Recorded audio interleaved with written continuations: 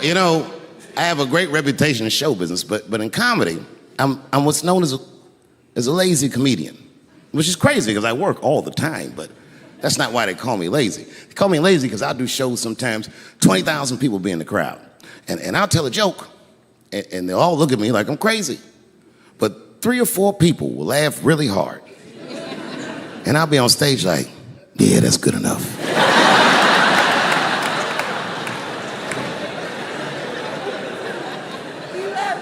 Well, this next joke is one of those jokes that it's not, you know what I mean? I like to tell it, but it never does good. But I'm gonna do it. You know why it doesn't do good? I'm not good at impressions, but this is an impression. You ready? Okay. This is not gonna work. All right, this is my impression. It's my impression of the dead people on the Titanic. You didn't let me finish. This is my impression of the dead people on the Titanic as the submersible was approaching their ship.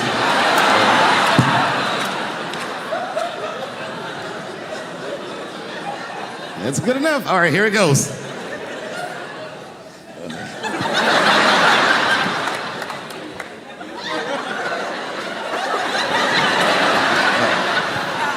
I'm gonna do it. Okay, here it goes. Come, join us in our watery grave.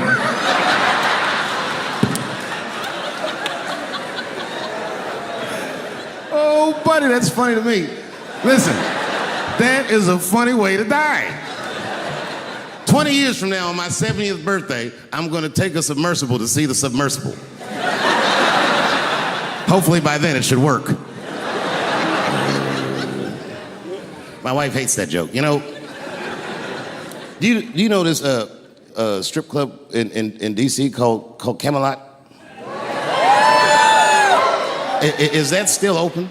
Yes. Well, I know what I'm doing after the show. I gotta tell you.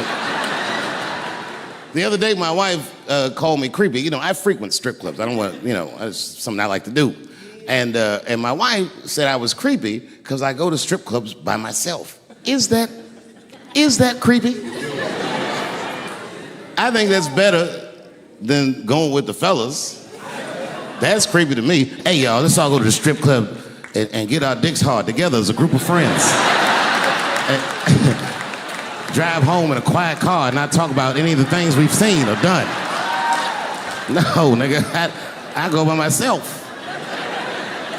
But my wife doesn't understand why I go to the strip club. It has nothing to do with sex, you understand? I need a pinch of sexual energy in a room to relax, but it's more about being out. I like the music. A few naked chicks in there, it just makes me feel good, but I'm not trying to like socialize or meet anybody. You know, sometimes I go to the strip club and I bring a book. I do, and I sit right by the stage because the reading light is better.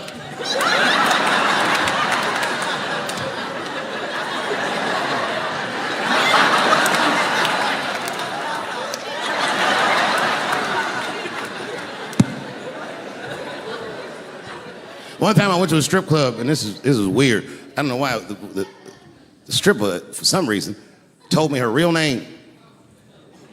I know, so I left. She didn't understand. She was like, where are you going? I was like, good night, Deborah. You know what I said? That's all I said. First of all, I'll tell you right now what I said. And I will tell you that this was not a joke. It's a true story, and I just happened to tell it.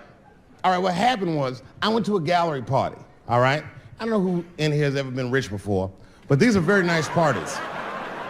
You know, wine and cheese and baller conversation. And there was a few eccentric types, one of which was a very wealthy man that happened to be wearing a dress. I don't know what you call him, man. This is a tranny or a drag queen, perhaps. Whatever it was definitely a man. And this man was definitely on drugs. I don't know what kind of drugs he's on, but I knew he had too much. He didn't look good. It's like this, he's like, he looked sick. And all his friends were standing around him, concerned, trying to revive him. I don't know whether it looked like some kind of gay CPR. There was fanning and shit.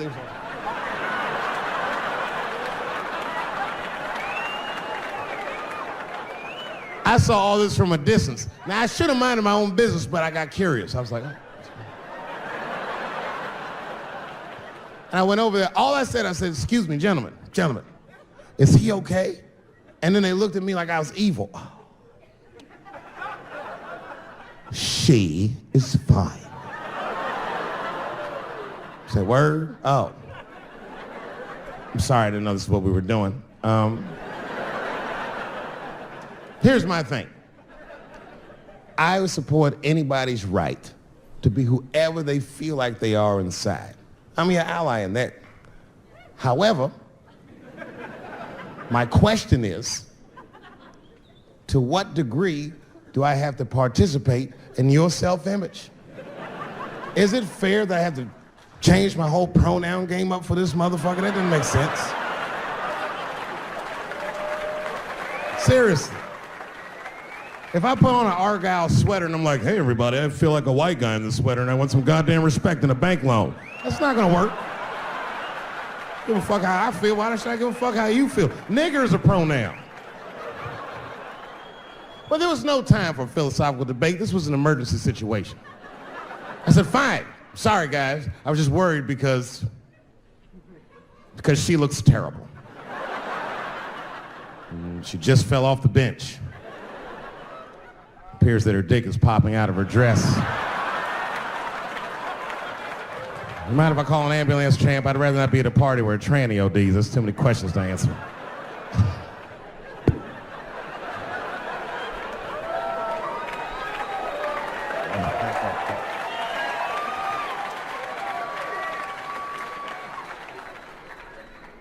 Okay, I've been through this before. I had a friend from high school. Now, in high school, this guy was a thug, right? He was a fucking dope boy. He did it all. He's a wild dude. People used to be very scared of him. And then after high school, word on the street was he'd come out the closet.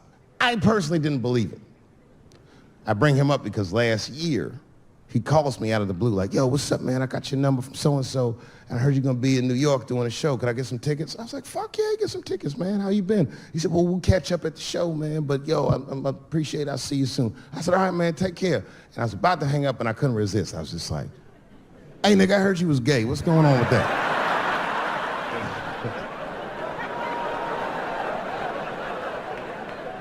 And I wish I didn't ask, because he sounded like he was dying to talk about that shit. And he had a long story about it. And it's not that I didn't care, but I was, I don't like talking on the phone. I was watching TV at the same time. So I just wasn't really paying attention like I should. But I was trying to sound supportive, but I didn't really know what to say. So I was just like mumbling shit throughout this conversation. I was just like, nigga, you gay, man. You just gay. Like,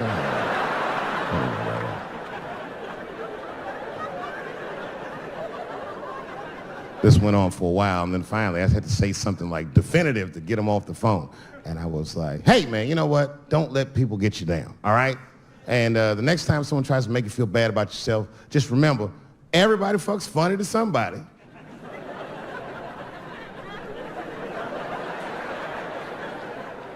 He didn't like that shit. He's like, what the fuck does that mean? I said, huh?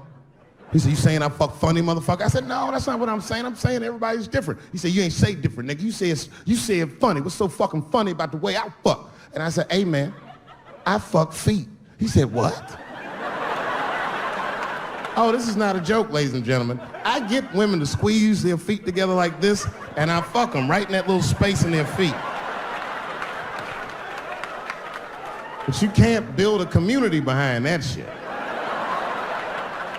There's no flag for us. That shit made him laugh. And the next day, after the show, I saw him backstage. He was like, yo, what's up, man? I'm like, oh, shit, what's going on? And he had his buddy with him. He goes, Dave, I want you to meet Manuel. Manuel's my fiance. We're in New York getting married because it's legal here. I said, well, congratulations, fellas. And Manuel was like, gracias. And he went to go get some drinks. And then my buddy looked at me, he was like, so Dave, what do you think? And I started mumbling again. You gay, nigga, you just gay. He said, yeah, I'm a little nervous about getting married, man. It's a big step. I said, yeah, it is, it's a big step. He said, well, you've been married for a while. you got any advice for us? No, I'm married to a woman. Sorry about that. And he corrected me. He said, no, you married the person that you love. So it's essentially the same. I said, you know, man, the problem with that statement is that it makes the assumption that I love her. But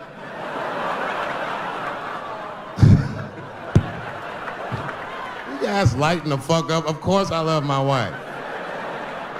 She laughs at this shit. As a matter of fact, she eats and spends this shit. You know what I told him? I told him, I said, you know what you should do, man? First of all, you shouldn't do it. I'm talking about being legally married. It's not that you're gay as much as just legal marriage is a fucking diabolical leverage game in the United States. I'm just being honest. Devoid of religious significance or the idea of love, marriage is nothing but an awful contract that you shouldn't sign. I'm just being real. Because you start out loving each other, and then like 2 years later, you're just building a case against one another for a hypothetical court date that may or may not ever happen. You throw being gay on top of that, that shit is explosive. Like it's that Ray Rice shit. Okay, right after Ray Rice went through all that shit, I was at a party and I met this kid, Michael Samms. You know Michael Samms? Very nice guy. He's the first openly gay NFL player. And Mike's a very nice guy, very brave guy. But when I met him, I couldn't help but thinking, now what's gonna happen when Michael Samms beats his wife up in the elevator? Is that domestic violence or is that just two niggas working shit out in the elevator? You know what I mean?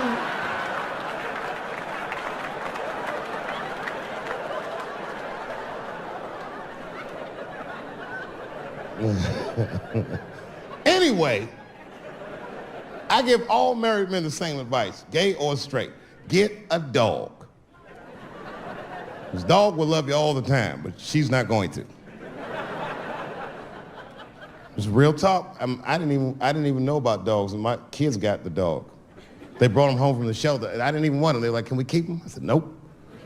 I said, where'd you even get this dog? They're like, we got him from the shelter. I was like, ugh. Probably something wrong with him.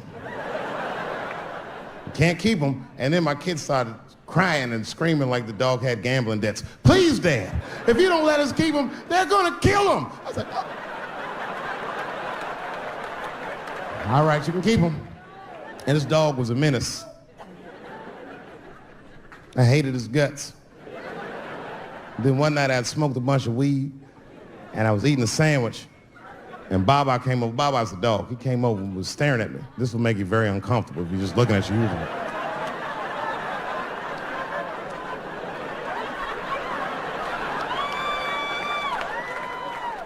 I had to give him a piece of my sandwich so he'd go away. And that's how we became friends. Now, if you see me walking down the street with Baba, I ain't got no leash or nothing. He walks right next to me. If I stop, he'll stop. And if I go, he'll go. And all my friends are like, yo, Dave, that shit is dope. How you train Baba to do that shit? I've never trained Baba. I'm just a messy eater. If I drop food and Baba's not around, all I gotta do is call him. Baba! He's a black dude's dog, so he doesn't come right away. He peeks first to see what's going on.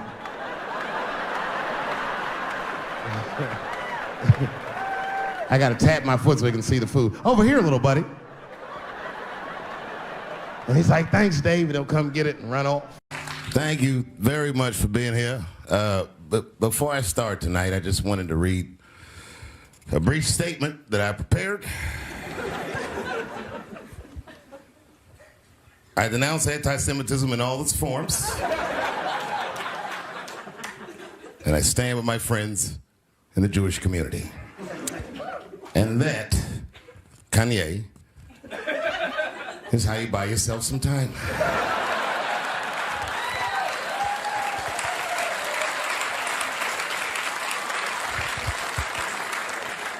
I gotta tell you guys, I've probably been doing this 35 years now.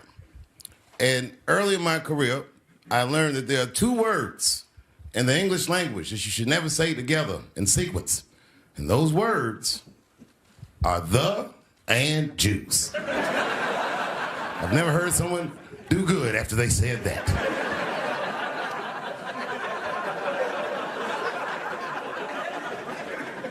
Kanye's gotten into some scrapes before. Normally when he's in trouble, I pull up immediately. But this time I was like, you know what? Let me see what's gonna happen first. Just want to see where this is all going. I can't even remember how it started. Vaguely, I remember it started with a tweet, strange tweet. It was like, I'm feeling a little sleepy. I'm gonna give me some rest, but when I wake up, I'm gonna go DEFCON 3 on the Jews. And then he just went to bed. I was up all night worried. What is he gonna do to the Jews?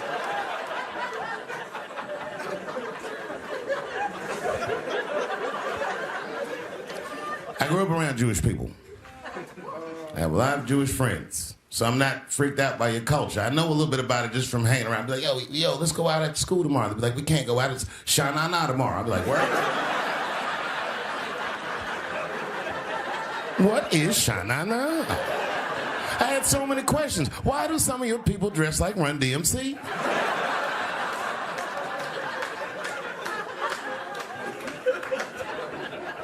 When Kanye woke up from that nap, he went right to work. A year ago, I'd seen him on a podcast called Drink Champs. Great show. And it was an amazing appearance. Noriega and them were there, the rappers that I love, and they all had their gold chains and stuff on. And Kanye said, only millionaires wear chains. They said, what? He said, I'm a billionaire. Billionaires don't wear their money on their body. I tucked my chain and I said, oh, snap. That's right. It was a good appearance. It was fun and funny. But when he woke up, he went on Drink Champs again. This time, he was on one. He was mad about something. He said, I can say anti-Semitic things, and Adidas can't trap me. Now what? Adidas dropped that nigga immediately.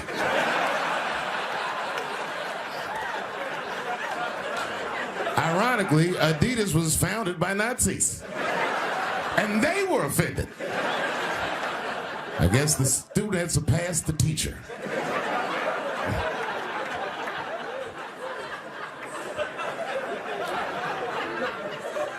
It's a big deal. He had broken the show business rules. This is a rule. You know, the rules of perception. If they're black, then it's a gang. If they're Italian, it's a mob. But if they're Jewish, it's a coincidence, and you should never speak about it.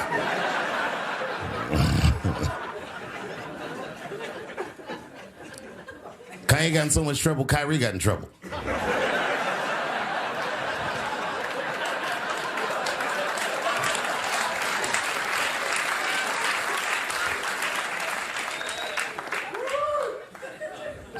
Kyrie Irving posted a link to a movie that he had seen on Amazon. No caption on the post or nothing like that. But apparently this movie had some, I don't know, anti-Semitic tropes or something. And it was some weird title like From Hebrew to Negro or something. And the NBA told me he should apologize, and he was slow to apologize. And then the list of demands to get back in their good graces got longer and longer, and this is where, you know, I draw the line. I know the Jewish people have been through terrible things all over the world, but you can't blame that on black Americans. You just can't. You know what I mean? Thanks to the one person that said me. A fair punishment would be he should just post a link to Schindler's List and y'all write your own captions.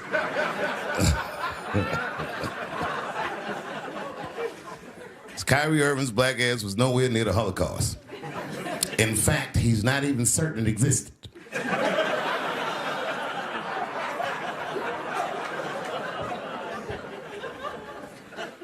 I saw one news pundit screaming about Kanye. She said, mental health is no excuse for that type of language. Yes, it is, bitch. You can kill somebody if you're mentally ill. Listen, okay, I don't think Kanye is crazy at all. I think he's possibly not well.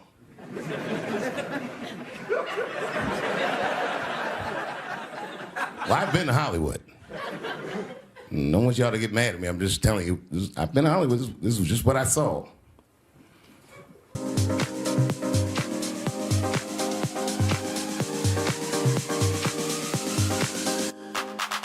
Whatever you do, don't fall for me.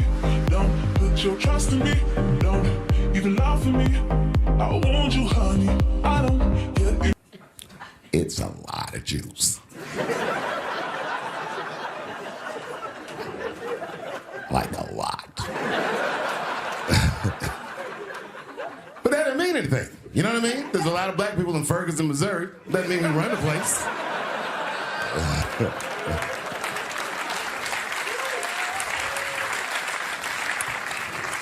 I could see if you had some kind of issue.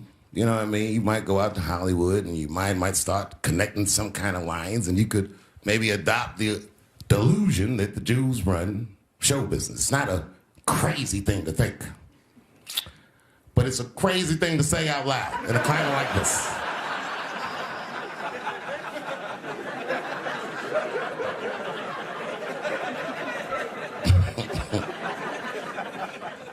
Now the midterms are over, and it's crazy climate. And I got to tell you, I feel like this midterm, like all of humanity, depends on it. And it's an ominous sign. The most ominous sign of the midterms, I believe, would be Herschel Walker, who I don't want to speak badly of because he's black. But I have to admit, he's observably stupid.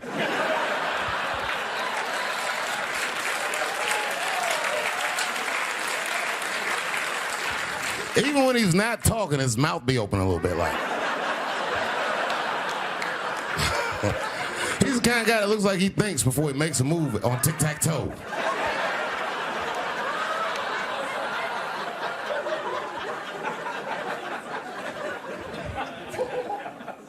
And I'm watching the news now, they're declaring the end of the Trump era. Now, okay, I can see how in New York you might believe this is the end of his era. I'm just being honest with you. I live in Ohio amongst the poor whites.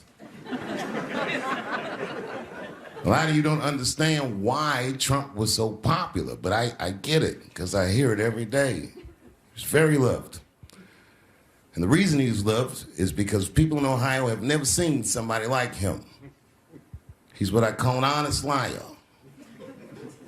Well, I'm not joking right now. He's an honest liar. That first debate, I'd never seen anything like it. I've never seen a white male billionaire screaming at the top of his lungs, "This whole system is rigged," he said. And across the stage was a white woman, Hillary Clinton and Barack Obama, sitting over there looking at him like, "No, it's not." I said, "Now, wait a minute, bro. It's what he said." And the moderator said, "Well, Mr. Trump, if in fact the system is rigged, as you suggest, what would be your evidence?" You remember what he said, bro? He said, "I know the system is rigged because I use it." I said, "God damn." And then he pulled out an Illuminati membership card and chopped a line of cocaine up and did it right into the podium.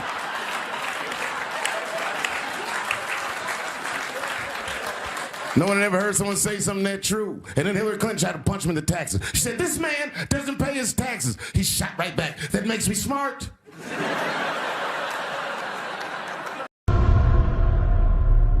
I came back here where I started because I will shoot my final Netflix special tonight.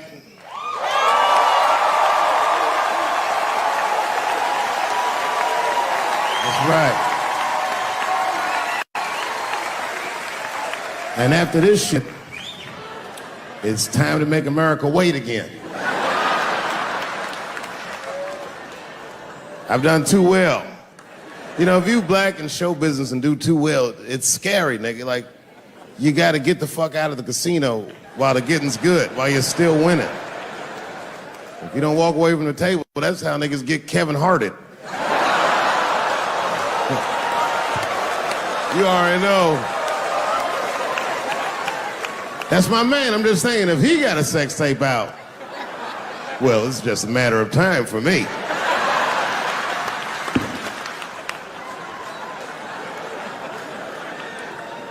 But you know why I be thinking sometimes I want to stop doing comedy?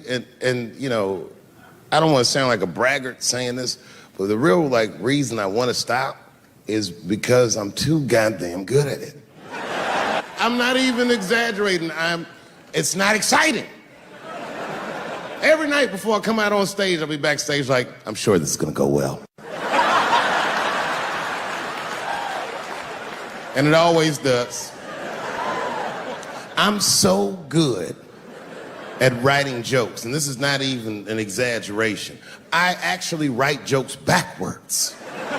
I will write a punchline with no particular setup in mind. I just put it on a scrap of paper, and I'll throw that scrap of paper in my fishbowl. I have a fishbowl in my house filled with random punchlines. And every once in a while, I'll shake the bowl, and I'll dig in there and just pull one out and see if I can make that shit work. And I picked one for this special. It's not an easy punchline to pull off. Are you ready? Yeah. Here it goes. The punchline is, so I kicked her in the pussy.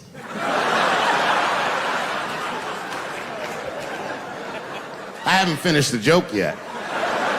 I just know whatever happens in the beginning of the joke, at the end of the joke, for some reason, I'm gonna kick somebody in the pussy. And it's going to be hilarious. And you know what's weird? I've always remembered a time when I wasn't. You know, when I was growing up, I was probably about 8 years old, and at the time, we were living in Silver Spring. Yeah. Yes. Common misconception about me in D.C., a lot of people think I'm from the hood. That's not true. But I never bothered to correct anybody because I wanted the streets to embrace me. As a matter of fact, I kept it up as a ruse. Like sometimes I'll hang out with rappers like Nas and them, and these motherfuckers will start talking about the projects. Yo, it was wild in the PJs, yo. And I'll be like, word, nigga, word. But I don't know. I have no idea. My parents did just well enough so that I could grow up poor around white people.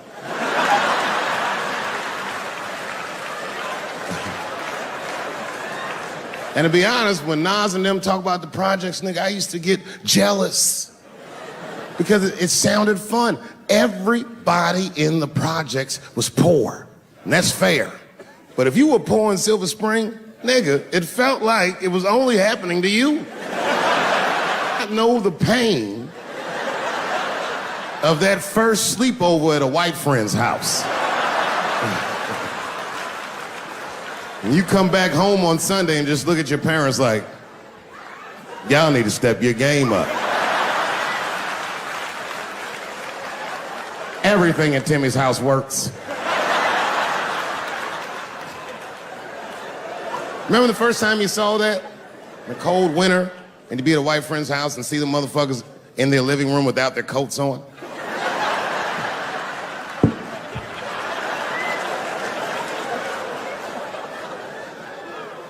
Timmy was one of my first white friends, like, in my life, man. He was a good dude, too. He moved to Silver Spring from Utah, of all places. I guess his family was affiliated with that Mormon church they got down there, and me and him used to hang out. And one day I was at his house, we were just hanging out, and Timmy says, Dave, why don't you stay for dinner tonight? I said, oh, man, I'd love to, but I can't. If I'm not home before dark, my mother will kill me. That was a lie. My mother had several jobs. I hadn't seen her in like 3 or 4 days.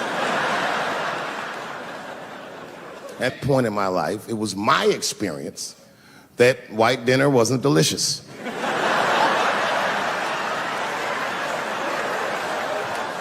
I'd rather go home and fry some bologna or some shit like that.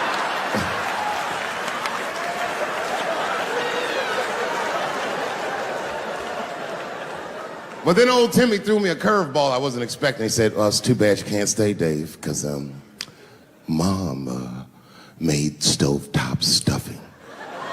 I said, what the fuck, stovetop? Well, hold on, nigga, let me make some phone calls real quick.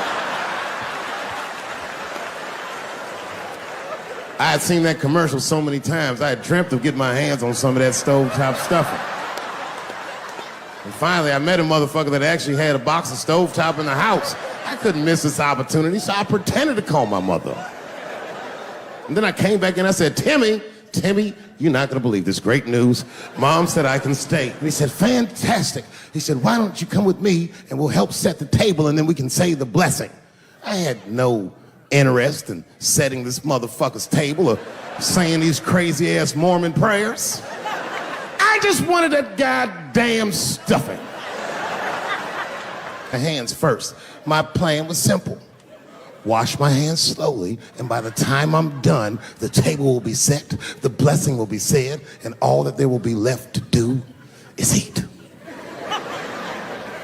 Went to the bathroom. I washed my hands very slowly. I must have been in there for about 10 minutes.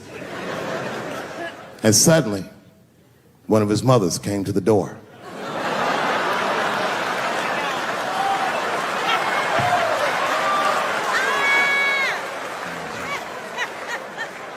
She was like, hi, David, right? I said, yes, ma'am. She said, Timmy tells me that you're planning on staying for dinner. I said, I hope that's not a problem, ma'am. She says, no, it's no problem. In fact, we'd love to have you. It's just that we weren't expecting company. And I'm afraid there's not enough stovetop stuffing for everybody. So I kicked her in the pussy. Bam! Ladies and gentlemen, I told you I'm dope, nigga. I told you what I was gonna say and you still didn't see it coming. And that's why I make the big bucks.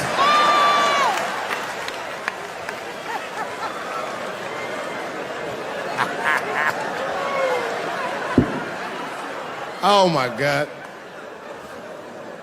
But there's a more important reason that I would stop doing comedy right now. And this reason is the real reason that's been percolating, and it really is the crowd, not you. I'm talking about the crowd on the big stage. It's too hard to entertain a country whose ears are so brittle. Motherfuckers are so sensitive, the whole country is turned into bitch-ass niggas.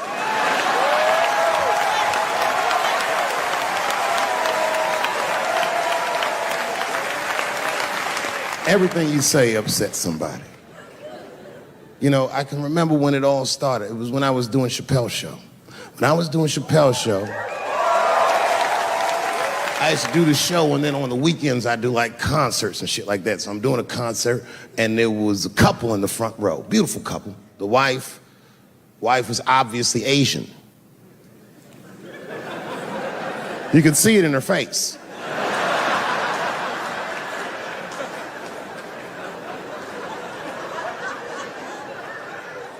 The husband, this motherfucker was mysterious, to say the least.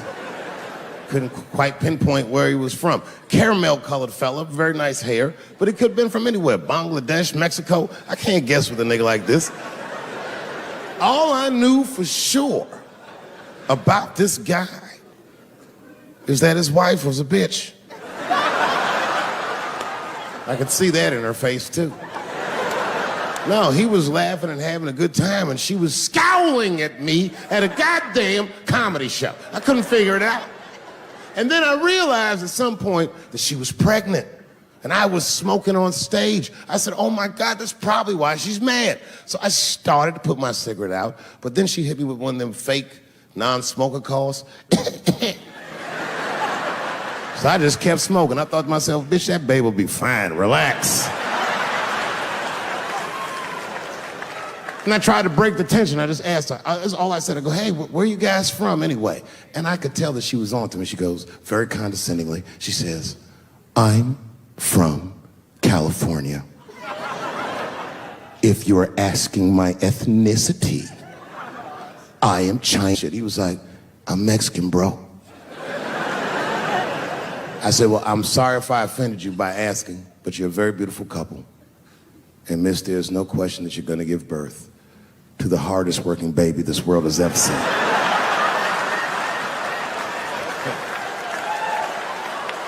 That's not a bad joke. She got very upset. She got up to leave immediately, but she didn't just leave. She had to take one last dig at me on the way out. I will never buy one of your fucking DVDs again, Dave Chappelle. I said, ma'am, with all due respect, Chinese people don't buy DVDs.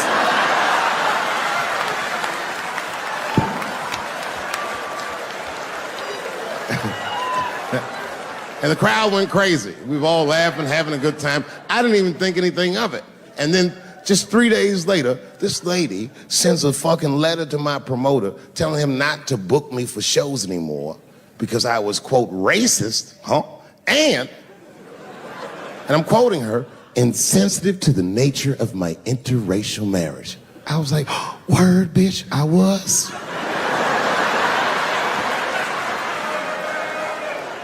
If she would know that I myself am in an interracial marriage. That's right. In fact, my wife is Asian too. Surprise, bitch, I'll see you on Thanksgiving.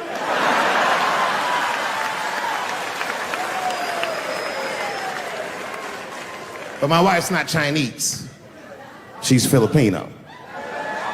That's right. And our kids are Puerto Rican somehow, so there you go. But I don't give a fuck about interracial marriage. In fact, you know what? My mother is half white. A lot of people don't know that. Well, all right, you were a little too excited, but okay.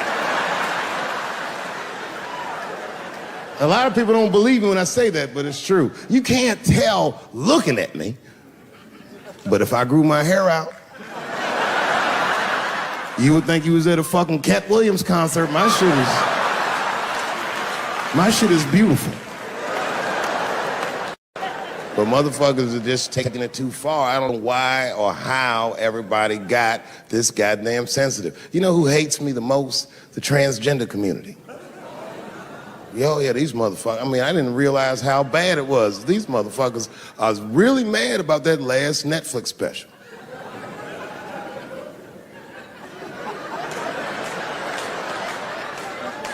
It's tough, man. I don't know what to do about it because I like them. I always have. Never had a problem with them. You know, just fucking around. As a matter of fact, I think I make fun of everybody. And I mean, as a group of people, they have to admit, it's kind of fucking hilarious, man. I'm sorry, bro. It's like, I've never seen somebody in such a hilarious predicament not have a sense of humor about it. They're born feeling like there's something other than they're born as, and that's kind of funny, you know? I mean, it's funny if it's not happening to you. It's like that white black bitch that's in the news all the time. Rachel Dolezal. She's a white woman, but then she dressed up like a nigga and shot her way up to the very top of blackness.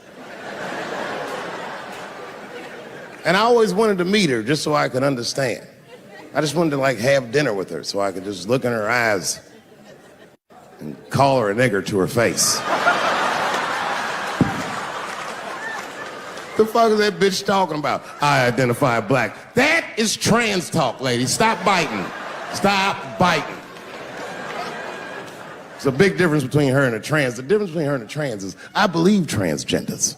I don't understand them either, but I know they mean what they say. Them niggas cut their dicks off. That's all the proof I need. I've never seen somebody just throw their dick away. Don't need it.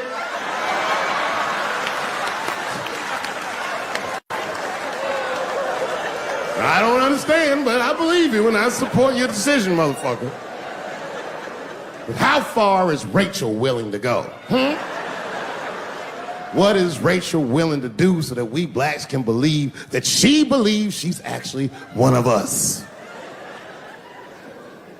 Bitch, are you willing to put a lien on your house? Invest in a mixtape that probably won't work out?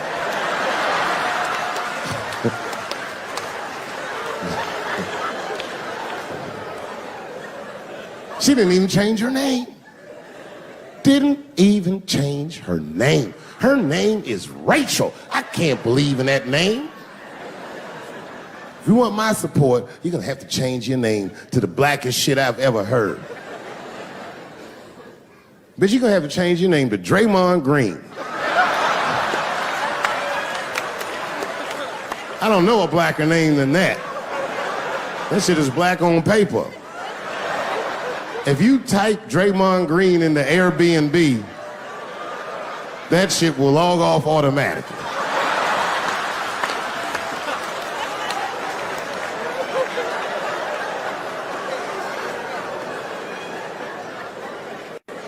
Yeah, people get mad, bro. People get mad about everything I say. I was doing a show. I was in Portland, Oregon, and I was checked in a hotel under the name Charles Edward Cheese.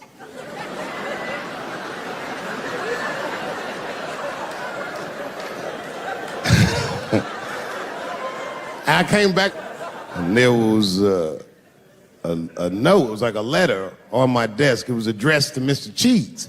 So obviously, I'm going to assume that whoever wrote this letter must be an intimate friend of mine. This is not some kind of name that a person would just guess. But then I open the letter, and it turns out I don't know this person at all. It's a fan letter. You know, I'm not even used to the idea that I have fans, but I'm grateful for it.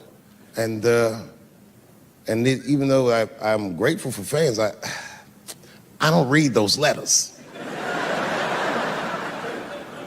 Be nice if I did, but realistically, it's like, what am I, Santa Claus, nigga? I don't have time for this. Like, got shit I want to do. I'm trying to chill. Read all these dreams and wishes from strangers. But I read it. I'd already opened it. So I just read the whole letter. And you know what, man? Whoever wrote this letter truly loves me. I mean, they were really fucking nice in the letter. And then they described to me what it was like to come to the show, how excited they were, how much fun they were having. And then they said that when I got to my jokes about transgenders, that they were, quote, devastated. Because it turns out that whoever wrote the letter was transgender. Now, I'm going to be real for a second. You got to understand, I never feel bad about anything I say up here.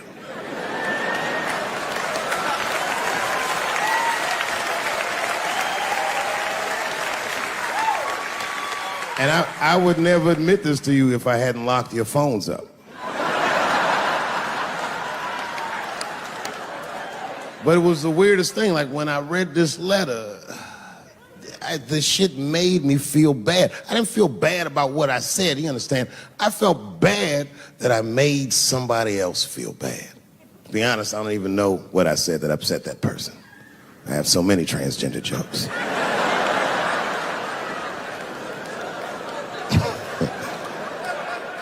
But I feel like it was probably this joke I'm about to tell you right now.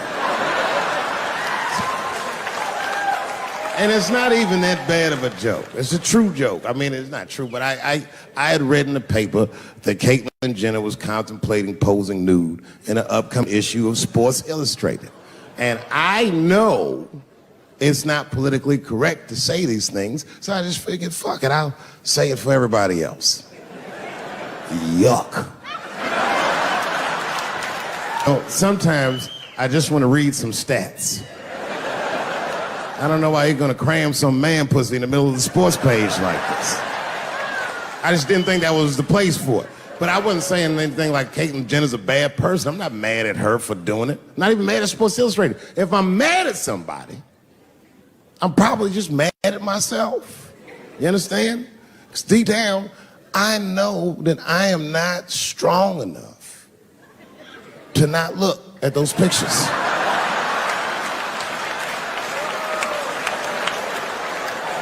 And I don't think I'm ready to see what she's trying to show me. So Caitlyn, goddamn it, if you go through with this thing, bitch, you better go hard or go home. I want you to go all the way. Hustler style. Do you know what hustler style means, miss? That means spread the lips.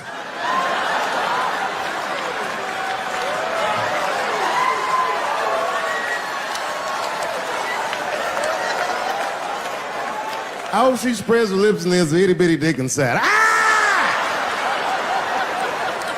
The show is behind the curtains.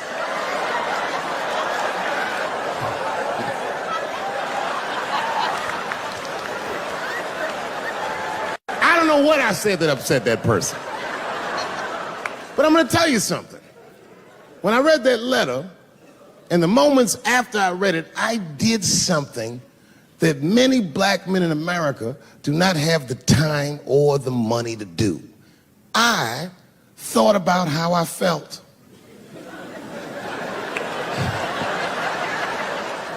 I asked myself a very basic question that I don't think I ever directly contemplated. I said, man, Dave, if you're writing all these jokes, do you have a problem with transgender people? And the answer is absolutely not. The fuck do you guys think I am? I don't understand all the choices that people make. But I do understand that life is hard and that those types of choices do not disqualify you from a life with dignity and happiness and safety in it.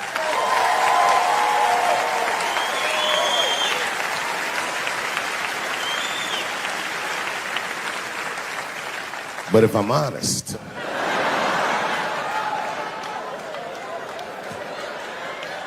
my problem has never been with transgender people. My problem is transgender people. I just feel like these things should not be discussed in front of the blacks. It's fucking insulting, all this talk about how these people feel inside. Since when has America given a fuck how any of us feel inside?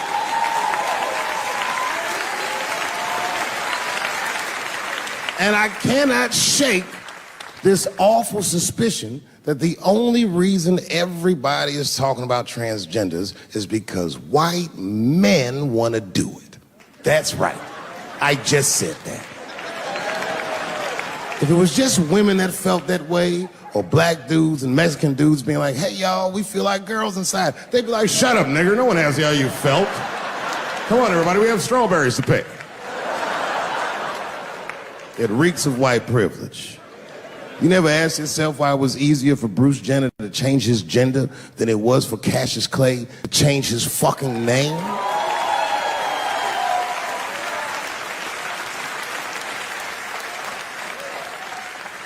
And if I were to be brutally honest, the only reason I ever been mad at the transgender community is because I was at these niggas for 6 songs straight. I had no idea. And then the lights came up and I saw them knuckles. I said, oh no! And everybody was laughing at me. Hi, world star. I said, why didn't you say anything? And then I heard that sultry voice. I didn't say anything, Dave Chappelle, because I was having a wonderful time. And I wasn't sure how you'd feel about it. I said, you knew how I'd feel. And she said, I'm going home. I don't want any trouble from you. I said, home? It's only 2 songs left. I mean, we might as well finish tonight. And we ended up having breakfast together. Oh, grow up. That doesn't make me gay. I just titty fucked her. His titties are as real as any titties in L.A. It's 2 o'clock in the morning. I was just borrowing a little friction from a stranger. Whoops.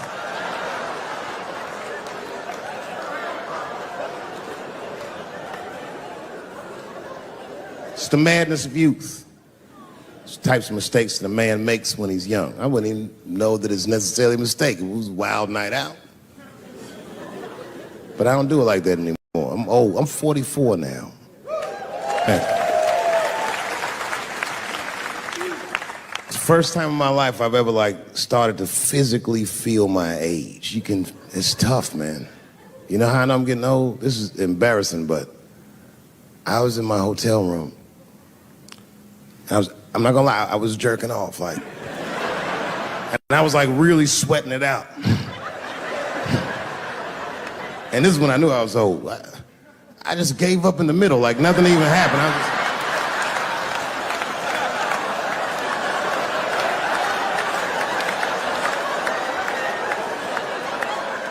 I don't like looking at my dick anymore. My dick looks distinguished.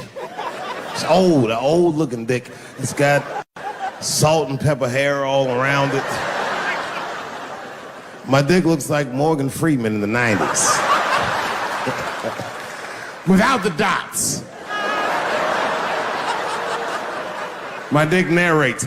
Dave pulled me out and started jerking me around and jerking me around. But not with the same vigor as when he was young. He and I both knew nothing was... I see my age in my children. I came home from the road, this is not long ago. I've been gone for, if you can picture, I was gone for weeks and weeks. And when I came back, nobody was home. Now, one person in my family thought that maybe I'd like to see them when I got back. Like, they knew when I was coming back, but they just weren't home. And that shit was a wake-up call. You know, like when my kids were little and the tour bus would pull up to the house, these motherfuckers would spill out. Dad is home, hooray! And they'd hug me and kiss me, and then as the years went on, they'd get less interested. Hey, everybody, look, it's Mr. Promises back from the road.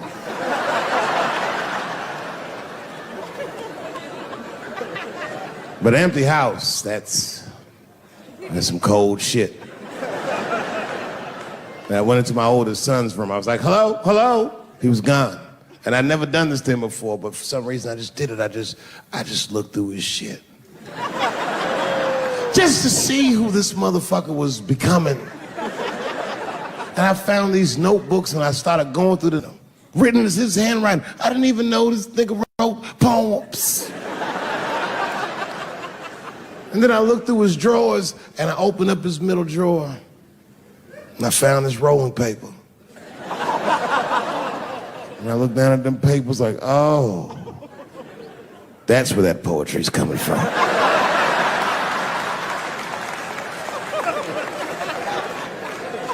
And that shit broke my heart. I mean, I smoke weed, but I mourned my son's innocence. And I cried a little bit. And I took his papers upstairs to my room. Rolled some weed that I'd hid from the family. And I got really high. And then I got paranoid, so I put his papers back how I found them. So he wouldn't know what I was up to. This nigga won't even know that happened until he sees the special. Yeah, nigga, I found your papers. He's a cold motherfucker. Let me tell you, this kid is only 16 years old. Listen to what he did to me. This motherfucker calls me up in the middle of the night. It was 1 o'clock in the morning. He goes, Dad, don't be mad. I knew something was, what's going on? He said, listen, I'm fine. And don't forget, you told me to do this. I'm at a party, and my designated driver had too much to drink. And me and my friends need you to come pick us up. I said, Jesus Christ, it's 1 o'clock in the morning, nigga. I am shit-faced.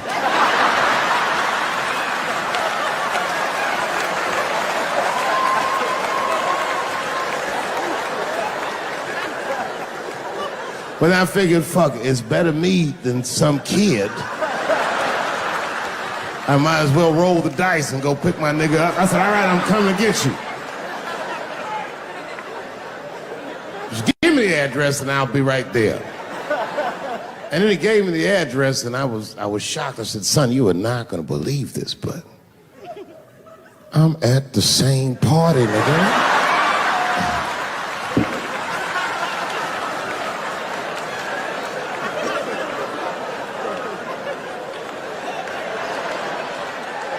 They grow up fast, don't they? Can I ask you a weird question? I want to make you feel uncomfortable. You don't have to answer it, and if it doesn't go well, we'll just edit it out anyway. Is it weird to be the only white people in a row?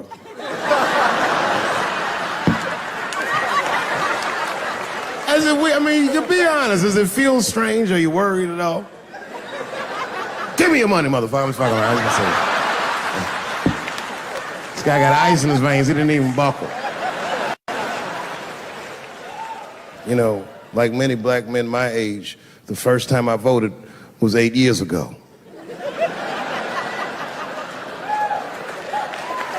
Right. I saw Obama on TV and said, oh, I'm voting for this nigga. I remember the day I voted for Obama. I voted in Ohio, and my vote matters in Ohio. Ohio is a battleground state, but when I pulled up to the polls, all the soldiers were in line. There were so many black people in that goddamn line, I didn't even know it was a polls. I thought it was a check cashing place.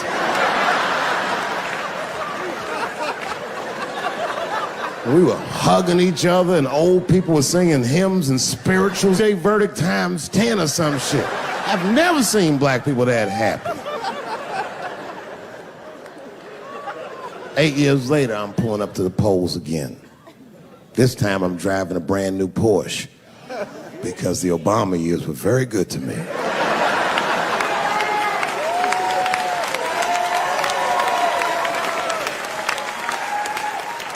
I was early voting, and when I parked my car, I figured out something that it would take the rest of the country another week to figure out. I understood that Donald Trump was going to be our next president because in Ohio, unlike D.C., you could see the results in the parking lot. Saw all these goddamn pickup trucks and tractors and shit.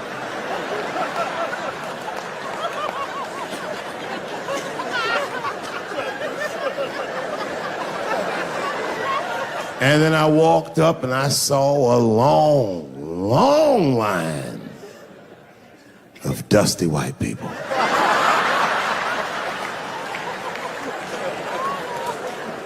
Yes, ladies and gentlemen, these were the poor whites. And I must tell you, I've never had a problem with white people ever in my life. But full disclosure,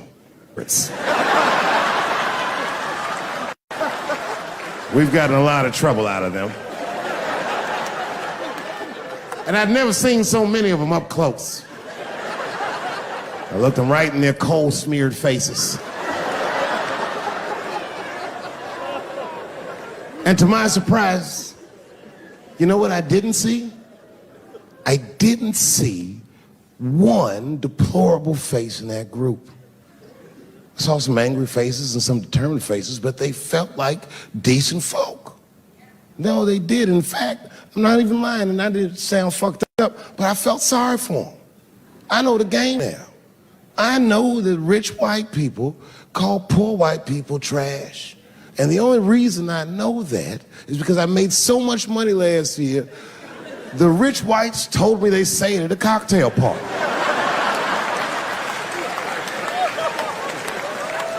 And I'm not with that shit. And I stood with them in line like all of us Americans are required to do in a democracy. Nobody skips the line to vote. And I listened to them. I listened to them say naive, poor white people things. Man, Donald Trump's gonna go to Washington and he's gonna stand there thinking to my mind, you dumb motherfucker.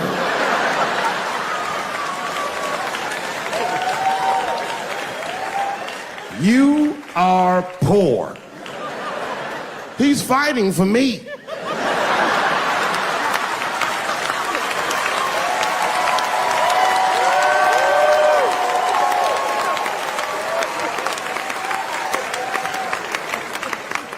And they all looked at me. They could tell who I was voting for just as easily as I could tell who they were voting for. But do you guys know what we all had in common? Not one of us, not a single one of us, looked like we felt good about what we had to do in that booth. We were just doing our goddamn duty.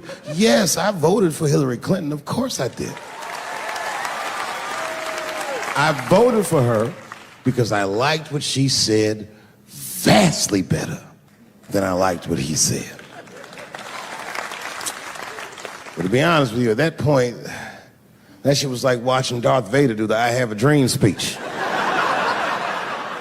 That bitch is mean as hell. She had already Karate Kid swept Bernie Sanders' legs from underneath him. Boy, it was hard voting for that shit. But it was the lesser of the evils. I know you were a Clinton supporter, Miss. I am sorry for her. But it didn't feel as good as it should have. She was gonna be our first woman president. They were gonna make coins out of this bitch.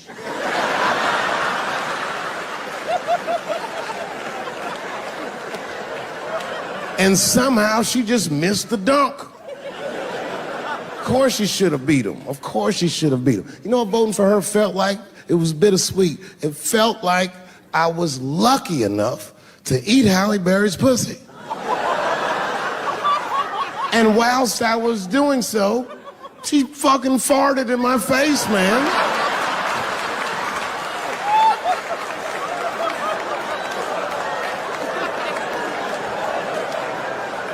You understand, I'd still do it.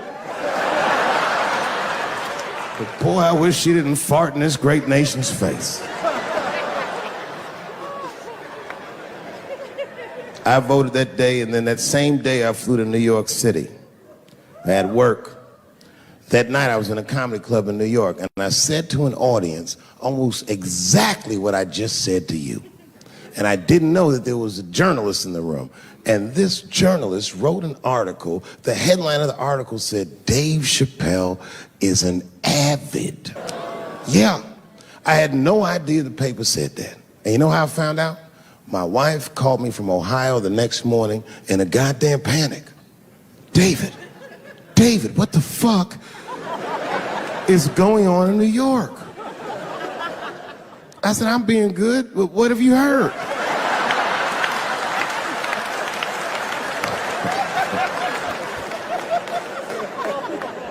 And my wife said, the paper is saying that you're a Donald Trump supporter. I was like, whew.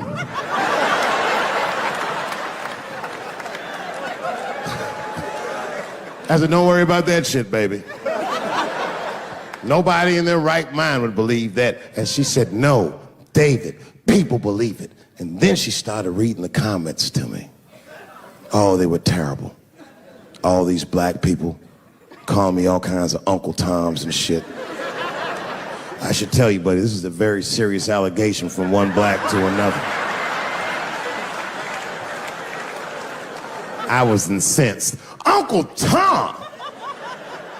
How am I Uncle Tom, nigga? You the one that reads The Observer? Anyway, all this shit goes down around, and now Trump is the president, and I'm hosting Saturday Night Live.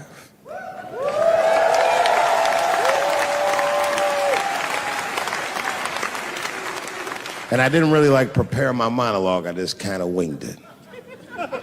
And at the end of the monologue, I don't even remember what I said. I said something like, fuck it, we're historically disenfranchised, and we're gonna give him, something about we're gonna give him a chance if he gives us a chance. I don't know what I said, but whatever I said, I really wish I didn't say that shit. It was not worth the trouble. Now I walk into the barber shop and all them black people just be looking at me like, yo, Dave, what's up with your boy? Yo, nigga, yo! Not my boy. Because I don't care if you're a Republican or Democrat, if you support him or not, any objective person is going to have to admit that this motherfucker is having a terrible go of it. It really is. We've had presidents before that have done bad jobs, but this shit is worse than a bad job. It's scary to watch. Holy shit, it's like seeing a crack pipe in your Uber driver's passengers. The fuck is wrong with this guy? Yo, he is lunching, nigga. I watched Donald Trump in a press conference.